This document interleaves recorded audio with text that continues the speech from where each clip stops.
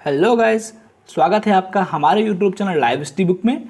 तो गाइस, मैं प्रेमेश यादव लेके आ गया हूँ मेडिवल इंडियन हिस्ट्री के मोस्ट इम्पॉर्टेंट क्वेश्चन की सीरीज। तो इस सीरीज के 5 वीडियो पहले ही आ चुके हैं और ये 6वां वीडियो है। इस सीरीज में बहुत ही इंपॉर्टेंट क्वेश्चन कराए गए हैं, तो पूरा सीरीज को देखिए और इस वीडियो को अंत तक जरूर देखिए। ओके साथियों, तो स्टार्ट करते हैं अपने पहले क्वेश्चन के साथ। बदरुद्दीन निम्नलिखित में से किसका बचपन का नाम था? तो option A Babar, option B Humayun, option C Akbar and option D Jahangir. तो इसका सही जवाब होगा ऑप्शन सी अकबर। तो अकबर के बचपन का नाम बदरुद्दीन था। अकबर का पूरा नाम क्या था? अकबर का पूरा नाम था जलालुद्दीन मोहम्मद अकबर। आपको बता दें कि अकबर का जन्म अमरकोट के राणा वीर साल के महल में 15 अक्टूबर 1542 ईस्वी को हुआ था। कब हुआ था साथियों? 1542 ईस्वी को। ओके, इसका जन्म पूर्णिमा की रात को हुआ था, इसलिए इसका नाम बदरुद्दीन रखा गया था। आपको बता दें, अकबर अपने जन्म के प्रारंभिक 3 वर्ष अस्करी के संरक्षण में रहा। हुमायूं की मृत्यु के अवसर पर अकबर पंजाब में सिकंदर सूर के साथ युद्ध कर रहा था, इसीलिए अकबर का जो राज्याभिषेक है बैरम खां की देखरेख में पंजाब के गुरदासपुर जिले के कालानौर नामक स्थान पर 14 फरवरी 1556 ईस्वी को होता है। कब होता है साथियों? 1556 ईस्वी को। एक क्वेश्चन हमेशा यहाँ पूछा जाता है कि अकबर का राज्याभिषेक कहाँ पे हुआ था? तो अकबर का राज्याभिषेक कालानौर नामक स्थान पे हुआ था, जो कि पंजाब में है। ओके साथियों, हालांकि ये 1556 से 1560 ईस्वी तक बैरम खां की देखरेख में ही शासन कार्य करता है। ओके साथियों, नेक्स्ट क्वेश्चन देखते हैं। पानीपत का द्वितीय युद्ध कब हुआ था? ऑप्शन ए 1526 ईस्वी, ऑप्शन बी 1539 ईस्वी, ऑप्शन सी 1555 ईस्वी और ऑप्शन डी 1556 ईस्वी। तो इसका सही जवाब होगा ऑप्शन डी 1556 ईस्वी। तो पानीपत का द्वितीय युद्ध 1556 ईस्वी में अकबर और हेमू के मध्य हुआ था। इसमें अकबर की ओर से बैरम खान ने और मोहम्मद आदिल शाह ने लड़ाई की थी। ओके साथियों, लेकिन हेमू इस युद्ध में दिल्ली पर अधिकार कर लेता है और अपने आप को स्वतंत्र शासक घोषित करके विक्रमादित्य की उपाधि धारण कर लेता है। ओके साथियों, आपको बता दें कि जो हेमू है वो विक्रमादित्य की उपाधि धारण करने वाला भारत का 14वां शासक था। अच्छा, यहाँ पे बात करते हैं बैरम खां की। तो बैरम खां अकबर के लिए संरक्षा का कार्य करता है, लेकिन जब बैरम खां पर मक्का या समय गुजरात के अफगानों के एक दल ने आक्रमण कर दिया था, तो उसी में इसकी मृत्यु हो जाती है। तो बैरम खां की मृत्यु के बाद अकबर ने बैरम खां की विधवा सलीमा बेगम से विवाह कर लिया और उसके पुत्र अब्दुल रहीम को पाल पोस कर खाने खाना के पद तक पहुंचाया था। ओके साथियों, नेक्स्ट क्वेश्चन देखते हैं। साम्राज्य विस्तार के उद्देश्य से अकबर ने पहला आक्रमण कब किया था? ऑप्शन ए 1561 ईस्वी, ऑप्शन बी 1562 ईस्वी, ऑप्शन सी 1564 ईस्वी और ऑप्शन डी 1567 ईस्वी। तो इसका सही जवाब होगा 1561 ईस्वी, ऑप्शन ए। तो 1561 ईस्वी में साम्राज्य विस्तार के संदर्भ में अकबर ने सबसे पहला आक्रमण किया था, वो भी मालवा के शासक बाज बहादुर के ऊपर। इस युद्ध में बाज बहादुर की पत्नी रूपमती ने जहर खा करके अपने सतीत्व की रक्षा की थी। बाज बहादुर और रूपमती की समाधि उज्जैन में स्थित है। 1561 ईस्वी में ही अकबर ने चुनार का किला भी जीता था। अच्छा, यहाँ पे 1562 ईस्वी की बात करें तो 1562 ईस्वी में जब अकबर अजमेर ने मोइनुद्दीन चिश्ती की दरगाह पर जियारत करने गया था, तो मार्ग में राजा भारमल ने उससे मिलकर अपनी पुत्री हरखाबाई से विवाह का प्रस्ताव रखा था। अच्छा, ये 1564 ईस्वी में क्या हुआ था?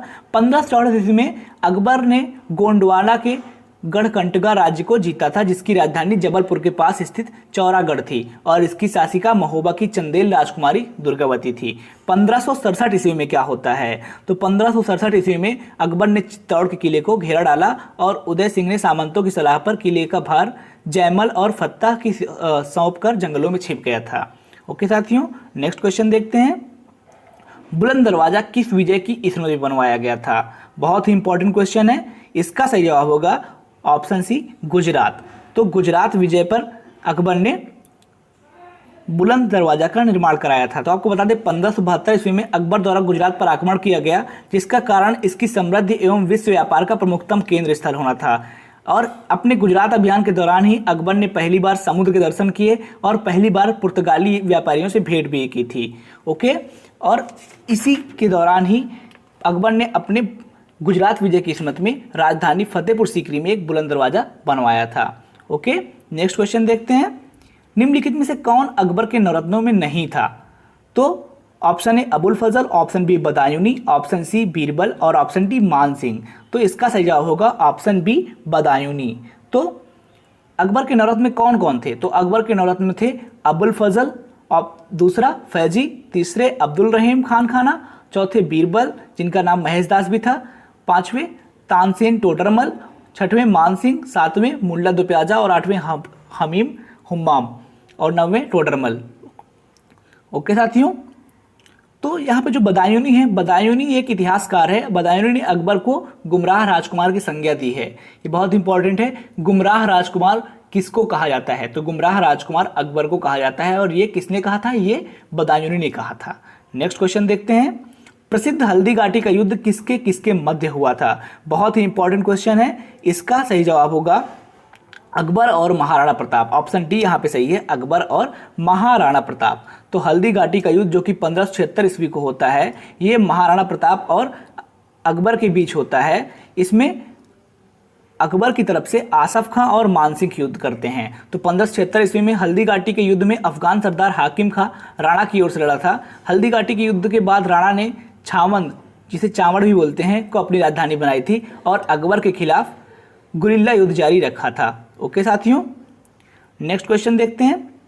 अकबर ने अपनी राजपूत नीति के तहत कौन से कर समाप्त किए थे? ऑप्शन ए तमगा कर, ऑप्शन बी जजिया कर, ऑप्शन सी तीर्थ यात्रा कर, ऑप्शन डी बी व सी दोनों। तो इसका सही जवाब होगा ऑप्शन डी बी व सी दोनों, अर्थात जजिया कर और तीर्थ यात्रा कर। तो अकबर की राजपूत नीति क्या थी? अकबर की राजपूत नीति जो थी वो दमन और समझौते की नीति पर आधारित थी। अकबर की राजपूत नीति का उद्देश्य जो था वो साम्राज्य के स्थायित्व के लिए राजपूतों की सहानुभूति प्राप्त करना था। इसी नीति के तहत अकबर ने अपनी 1563 ईस्वी में तीर्थ यात्रा कर और 1564 ईस्वी में जजिया कर को समाप्त कर दिया था। आपको बता दें जजिया कर गैर मुसलमानों से लिया जाता था। ओके साथियों, तो नेक्स्ट क्वेश्चन देखते हैं। अकबर ने इबादत खाना का निर्माण कहाँ कराया था?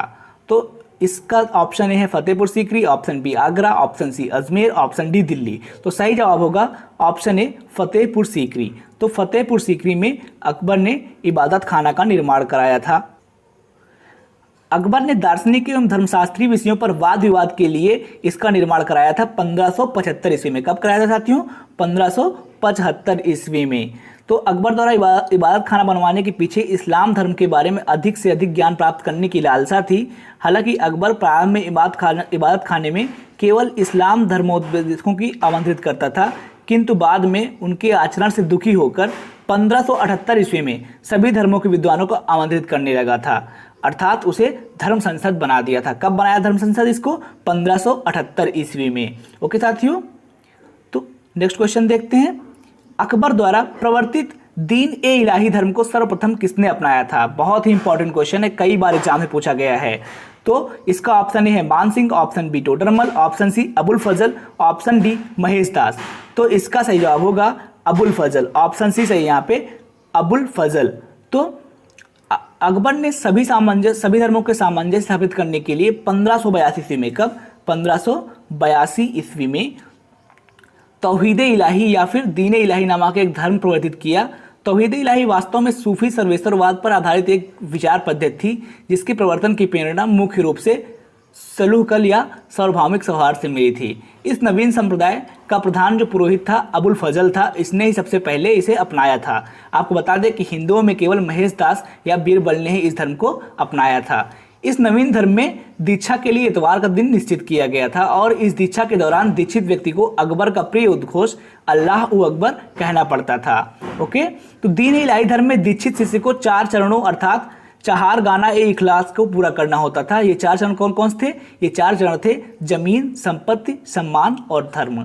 दीन इलाही के असफलता का मुख्य कारण क्या था? बहुत ही इंपॉर्टेंट है। दीन इलाही के असफलता का मुख्य कारण उस समय की जो रूढ़िवादिता थी, रूढ़िवादी पूरी परिस्थितियाँ थी, यही उसका सबसे ज़्यादा असफल होने के कारण थे।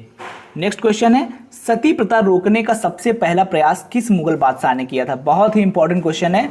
इसका सही जवाब होगा ऑप्शन बी अकबर। तो अकबर ने सती प्रथा रोकने का सबसे पहला प्रयास किया था। ओके साथियों, अकबर ने सती प्रथा को रोकने का प्रयास किया। विधवा विवाह को कानूनी मान्यता प्रदान की गई। शराब की बिक्री पर रोक लगाया इसने और लड़के और लड़कियों की विवाह की आयु 16 से 14 वर्ष तक निर्धारित कर दी। ओके साथियों, तो यहीं पे अपनी वीडियो को समाप्त करते हैं। तो साथियों, अगर वीडियो अच्छा लगा हो तो लाइक करें, शेयर करें, कमेंट करें और हमारे चैनल को सब्सक्राइब करें। और बेल आइकन को प्रेस कर लें ताकि आप हमारे किसी वीडियो की नोटिफिकेशन को बिल्कुल भी मिस ना कर सकें। हाँ, और अगर आप इस वीडियो की पीडीएफ को फ्री डाउनलोड करना चाहते हैं तो ज्वाइन करें हमारे Telegram channel live history book को। ओके साथियों, थैंक्स फॉर वॉचिंग।